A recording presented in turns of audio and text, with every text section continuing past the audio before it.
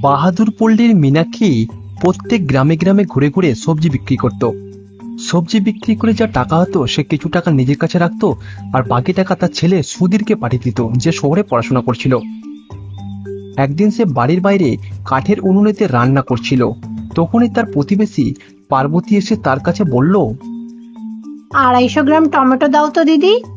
তোমরা তো বাড়িতে 3 জন, 250 গ্রাম টমেটো তো তোমাদের কম পড়বে।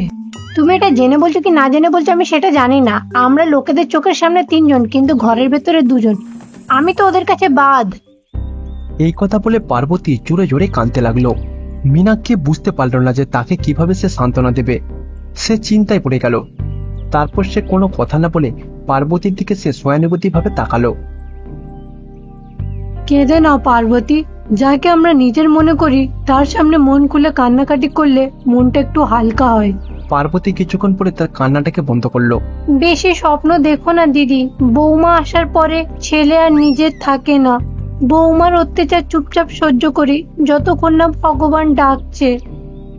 আমরা যেটা ভাবি যদি সেরকমই হতো তাহলে ভগবানের কি দরকার ছিল বলো? ভগবান তো আছে, যখন মনে আমরা কাঁদি ভগবান মনে খুশি হয়। এটা আমি আমার মনের কথা বলছি। যখন আমাদের হাত পা ঠিক থাকে না তখন নিজেদের জন্য কিছুটা রোজগার করে রাখা উচিত, নাহলে কি হবে কেউ জানে না। পার্বতী, আমার ছেলে তোমার ছেলের মতো না। ও ঠিক আমার কষ্টটা বোঝে, আমি কত কষ্ট করি। ও দেখবে খুব ভালো। পার্বতী কোনো কথা না বলে 250 গ্রাম টমেটাম নিল আর ওখান থেকে চলে গেল। তারপর মীনাক্ষীও রান্না করতে চলে গেল। মীনাক্ষীর এইভাবেই দিন কাটছিল। সবজি বিক্রি করে যে টাকা পেত সে তার ছেলে সুধীরকে ইমানদারের সাথে পাঠিয়ে দিত। কিন্তু সুধীর সেই টাকাগুলোকে নিজের পড়াশোনার জন্য না খরচা করে তার প্রেমিকার পিছনে উড়াতো। তাকে নিয়ে শপিং করতো, সিনেমা দেখতো। সে তার গার্লফ্রেন্ড কীর্তির পিছনে কুকুরের মতো ঘুরতো। কীর্তি, আমি তোমাকে কিছু বলতে চাই। বলো না সুধীর, কি বলবে? আমি তো খুবই এক্সাইটেড, অপেক্ষা করছি। চলো কীর্তি, আজকে বিয়ে করে ফেলি। নিশ্চয়ই সুধীর, কিন্তু আমার কিছু শর্ত আছে। যদি তুমি রাজি থাকো তাহলে আমিও রাজি আছি। দেখো কীর্তি, আমি তোমাকে বিয়ে করার জন্য তোমার সমস্ত শর্ততে রাজি আছি। তার মানে তুমি সব শর্ত মানতে রাজি আছো? তাহলে বলো তোমার বাড়িতে কবে যাব? তারপর সুধীর একদিন কীর্তিকে বিয়ে করে বাড়ি ফিরল। তারা দুজন গলাতে ফুলের মালা পরে তার মায়ের সামনে দাঁড়ালো। তাদেরকে এই অবস্থাতে দেখে মীনাক্ষী তো অবাক হয়ে গেল। মীনাক্ষী এ বিষয়ে কোনো কথা বলল না। একটা থালাতে কর্পূর জ্বালিয়ে তাদেরকে বরণ করতে লাগলো। তারপরে সেগুলোকে জলেতে ফেলে দিল। তারপরে মীনাক্ষী তাদের কাছে গেল। সুধীর, এটা কে? তুমি তো বলেছিলে তোমার বাড়িতে কেউ থাকে না তোমাকে ছাড়া, তোমার মা বাবা মারা গেছে বলেছিলে। মীনাক্ষী তার এইরকম কথা শুনে খুবই অবাক হয়ে গেল। তারপর উদাস মনে নিজের ছেলের দিকে তাকালো। সে বুঝতে পারলো যে তার মায়ের চোখ কি বলতে চাইছে। তবু সুধীর চুপ রইল। এটা নিয়ে মীনাক্ষীও কিছু বলল না। তারপর সে রান্না করে গেল, তাদের দুজনের জন্য চা আনলো। সুধীর, এই বুড়ি মানুষটাকে দেখে মনে হচ্ছে তুমি আমার সাহায্যের জন্য একটা চাকর রেখেছো। সত্যি আমি তোমায় খুব ভালোবাসি।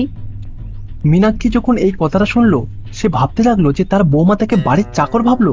এটা শুনে তার পা থেকে মাটি সরে যেতে লাগলো। সে খুবই দুঃখ পেল আর উনুনের সামনে হাও হাও করে কাঁদতে লাগলো। বৌমার এত কিছু বলার পরেও আমার ছেলে কিচ্ছু বললো না। ও ওকে বলেনি আমি ওকে কত কষ্ট করে পড়াশোনা করিয়েছি। বৌমাকে বলেছে আমি মারা গেছি, তাহলে তো আমি চাকর হয়েই থাকবো। শাশুড়ি মা কি করে হব? আমার ছেলে বদলে গেছে। পার্বতী ঠিকই বলতো। মীনাক্ষী মনে মনে এটা ভাবলো। এইভাবে দুদিন আরো কেটে গেল। তারপরে কীর্তি নিজেই বাড়ির মালকিনের মতো ব্যবহার করতে লাগলো। তার শাশুড়ি তার থেকে কত বড়, তার সত্ত্বেও সে তার উপরে চেঁচাতো, আর তাকে সে বাড়ির কাজের মেয়ে হিসেবে দেখতো। এই কি মীনাক্ষী, বয়সের সাথে সাথে রান্নাটাও কি ভুলে গেছো? খাবারের ভেতর থেকে কেমন পোড়া পোড়া গন্ধ বেরোচ্ছে তো। কীর্তির পাশেই বসেছিল সুধীর, তার সত্ত্বেও সে চুপ ছিল। কীর্তি এই কথাটা বলার পরে মীনাক্ষীর খুব রাগ হলো, কিন্তু সে ছেলের কথা ভেবেই চুপ করে গেল। বলুন ম্যাডাম, কি করব? কাঠের চুলায় রান্না করলে এরকম একটু হয়ে যায়। এটার কি কোনো রাস্তা আছে? তুমি এত চেঁচিয়ে কেন বলছো? এই ঘরে শুধু আমি চেঁচাবো, বুঝলে তো? তুমি আস্তে কথা বলো। কীর্তি রেগে গিয়ে তার শাশুড়ির গালিতে সজোরে এক চড় মারল। এটা দেখার পরেও তার ছেলে কিচ্ছু বলল না। মীনাক্ষী বাইরের দালানে বসে কাঁদতে লাগলো। সুধীর কীর্তির জন্য গ্যাসের ওভেন এবং গ্যাস সিলিন্ডার নিয়ে এলো। আর হ্যাঁ, আর একটা টেবিল ফ্যানও নিয়ে এসেছিল। বৌমা যা বলতো তার ছেলের সঙ্গে সঙ্গে সেটা করে দিত। মীনাক্ষী তার বৌমার কথাতে মেশিনের মতো কাজ করতে তার একদমই ভালো লাগছিল না, যার কারণে মীনাক্ষী তার বৌমাকে ঘৃণা করতে লাগলো। সেই দিনের পর থেকে মীনাক্ষী বদলা নেবার সিদ্ধান্ত নিল। সেই জন্য মীনাক্ষী একটা সুযোগের অপেক্ষা করছিল। সবজি বিক্রি করে যে টাকাগুলো দিন দিন এত কম হয়ে যাচ্ছে কেন? তুমি কি করছো? তুমি কি টাকাগুলো চুরি করছো? ম্যাডাম, আমি টাকাগুলো চুরি করে কি করব? আমার একমাত্র ছেলে ছিল, সেও আমাকে জীবিত অবস্থায় মেরে ফেলেছে। তাহলে আমি এখন কার জন্য চুরি করব বলুন? এইভাবেই দিন কাটছিল। রাত দিন শুধু মীনাক্ষী চিন্তা করতো কিভাবে বদলা নেবে। সে চিন্তা করতো সে কিভাবে বাড়ি থেকে তাড়াবে।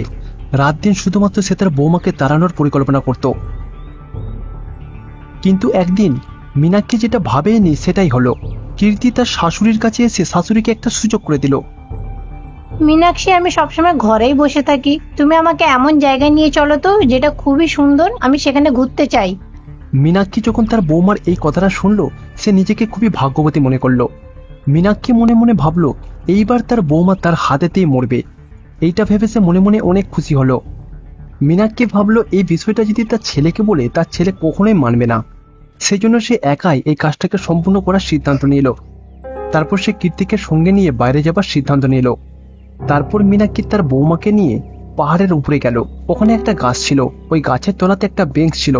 তারপর কীর্তি ওই বেঞ্চিতে বসলো এবং ঠান্ডা ঠান্ডা হাওয়ার অনুভূতি নিচ্ছিল। মীনাক্ষী, তুমি যেরকম বলেছিলে এই জায়গাটা সুন্দর আর শান্তি, তুমি এই জায়গাটা কি করে চিনলে? আমি লোকেদের মুখে এই জায়গার ব্যাপারে শুনেছিলাম। এই কথাটা বলে মীনাক্ষী ধীরে ধীরে কীর্তির কাছে গেল।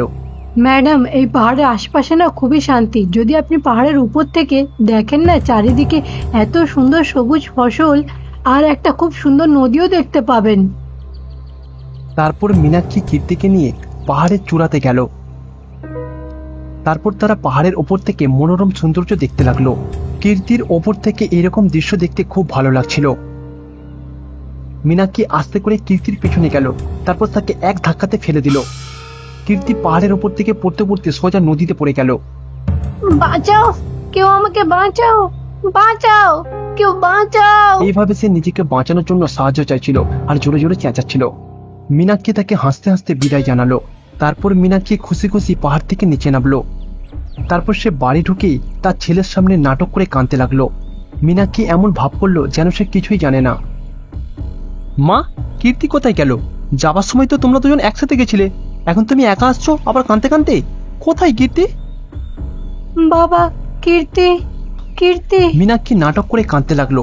সুধীর তো আরো চিন্তায় পড়ে গেল। কীর্তি পাহাড়ের উপর থেকে নিচে নদীতে পড়ে গেছে। আমার বৌমা। সুধীর এই কথাটা শুনে খুবই কষ্ট পেল। তারপরে তারা দুজন মা আর ছেলে কীর্তিকে স্মরণ করে রাত দিন কান্নাকাটি করত।